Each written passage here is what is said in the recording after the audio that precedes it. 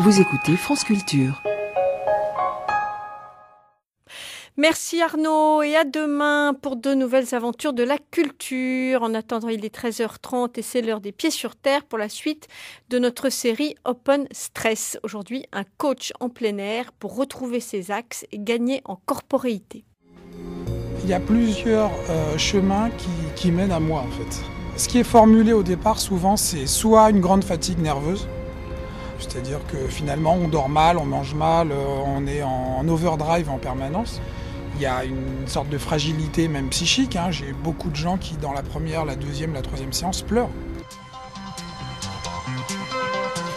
Il y a plusieurs chemins qui mènent à lui et notamment celui qu'empruntent les 35 € qu'il facture lors de chaque séance personnalisée d'entraînement dynamique. Il y a aussi le chemin assez court qui conduit ses clients des Tours de la Défense où il travaille jusqu'au parc en bas des Tours où Claude Boyocchi a judicieusement choisi de leur apprendre à avoir une meilleure qualité de présence et à gagner en volume. Il vient des arts martiaux et travaille depuis plus de 10 ans sur la dure vie des cadres stressés. Il a compris qu'hélas, sur ce chemin-là, il y a du boulot. Ça fait un peu film d'horreur, hein. Je dis, ça fait un peu film d'horreur. Un parc désert comme ça. Ça va ? Ça va.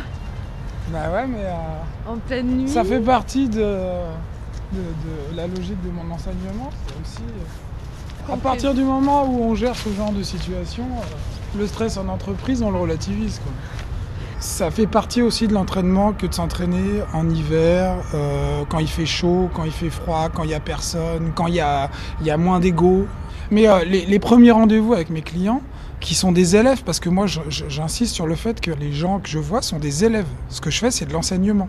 C'est pas du coaching au sens pur et dur de l'accompagnement qui est lié à un contrat qui est établi entre eux et moi. On n'a pas un objectif à atteindre qui est bien délimité. Moi, j'enseigne. Donc le calage postural, respiratoire, la sensation d'être présent, qu'on soit ingénieur, trader, architecte, ceux que j'ai l'habitude de voir depuis des années.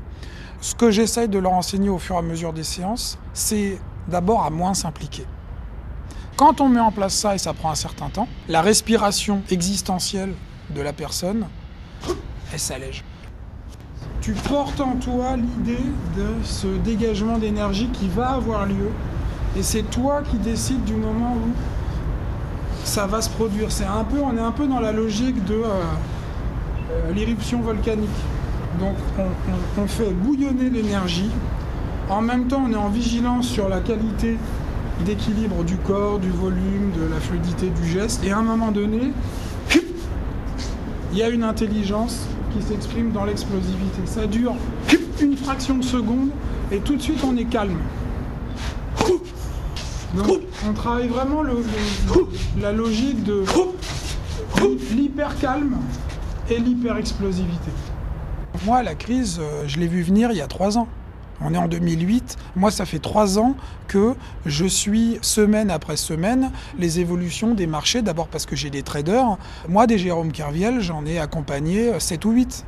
Il y en a certains qui viennent me voir en tirant la sonnette d'alarme. C'est-à-dire qu'ils savent qu'ils sont trop agités intérieurement pour continuer à être efficaces longtemps. Et ils savent très bien qu'ils sont allés bien au-delà de leur résistance physique et mentale.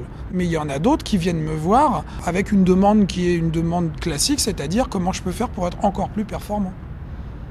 Et là, je suis obligé de travailler sur des exercices, des éléments qui produisent un effet miroir parce que le bateau est en train de sombrer et ce sont des gens qui n'ont pas compris qu'ils ont une grosse avarie et qu'ils sont en train de couler corps et biens. Et en même temps, ils sont encore en train de vous demander si on va servir du caviar en cuisine le soir à 20h30.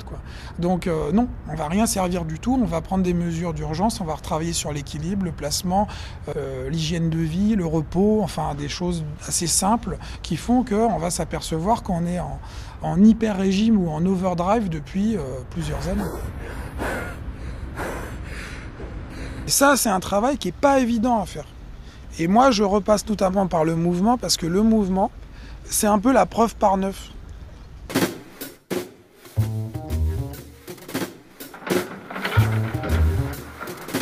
Personne ne sait ce qui se passe aujourd'hui parce que personne ne veut qu'il se passe quelque chose.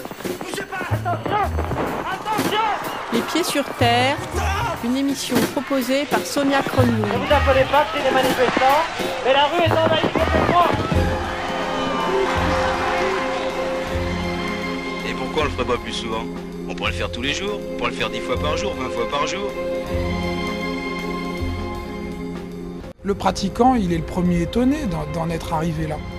Les gens se trouvent dans cet enseignement-là, c'est-à-dire qu'ils viennent pour se rencontrer eux-mêmes.